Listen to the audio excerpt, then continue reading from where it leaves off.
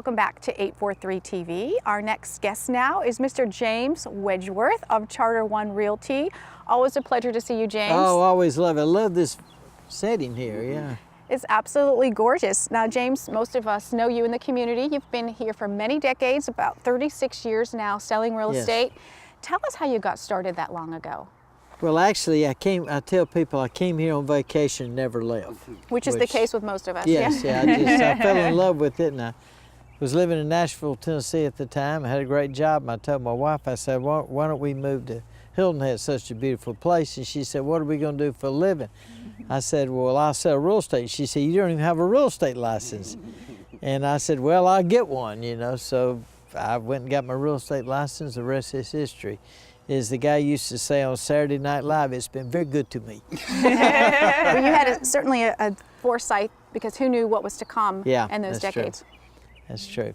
James, what are the short and long-term effects of Hurricane Matthew on the local real estate market? I appreciate you asking that. I don't know that I know the answer to that, but I get asked that about 3 or 4 times a day. I'll try to answer it the best I can. I don't think there's anybody out there that says, wow, the hurricane was great, it's going to improve property values. Right. You know, the short term, and I'm defining short term as 6 months. As you can imagine, we had a disastrous fall, October, November, December on Hilton Head. Our volume was down about 50%. We were having a decent year up until the hurricane hit.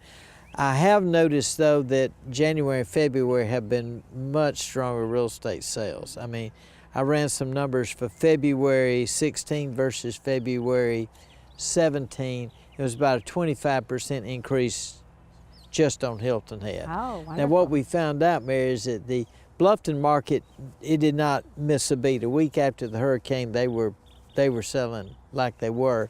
But the Hilton Head market, for obvious reasons, got hit a lot harder than the Bluffton market. As far as the long-term effects, we really don't know for sure. We haven't had enough sales to get our sample size big enough to see what damage. I think if you ask most people, they would estimate during the short term that it probably had about a 10% effect on property values. In other words, your property was worth, if you own $1 million house, all of a sudden you own a $900,000 house just because of the effects. Now, what we don't know, I've been doing this 36 years, and for 36 years people say, what about hurricanes? Mine says, don't worry about it, we never have one, you don't have to worry about it. We all said that. We all said that. Now we got to try to figure out what to say, and I don't know exactly what to say, but I think the town's done a great job of trying to get everything looking back as pre-hurricane as they possibly could. But thanks for the question, because like you, I get asked that question multiple times every day. Well, you're not kidding. I mean, the town's done an astounding job in putting Hilton Head Island back together, and spring has sprung. I mean, you're sitting out here with us, Mary and I are in our sunglasses because it's so bright. How does that affect, what's seasonally, spring and real estate? How do those two go, how does it impact? Most people just assume that our best real estate market is the summer, and that's really not true. Traditionally, March and April, the best 2 months of the year for real estate sales, especially the higher price homes. We have a saying in our business, I don't really know if it's scientific, but we say that the March and April buyers are 10 years older than the summer buyers and 10 times as wealthy.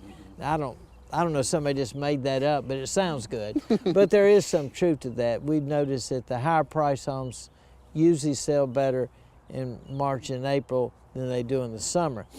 I've heard other people say we sell a lot of t-shirts in the summer, but not as many houses. And I'm not in the t-shirt business, so. Well, it sounds like it goes in hand with the tourist season. You're here for summer, you're not really focused on housing, and then you think, wow, what a great place to be. Let's start thinking about moving down there. Come back, yeah. A lot of people, you gotta realize, well, I mean, this is a perfect advertisement for why people come to Hilton Head. Here we are in March, and I'm sweating outside with my sport jacket. I need to pull this off. But the weather is, I always say people up north have had cabin fever. Yes. And then they come down, they go, wow, I can't believe the weather's so good. So that has a very positive long-term effect on why we do better in the spring. Of course, I'll tell people the reason we do so much better in spring, the azaleas.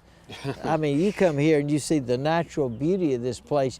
You just, you fold like a cheap suit. I mean, you get that check out and buy something. So, but thanks for asking that. But it is our best time of the year. James, in terms of inventory, how does Hilton Head Island's inventory compare to other resort markets? For some reason that I don't know that I can explain exactly, our market the last 3 or 4 years has been a little slower than some of the Florida markets.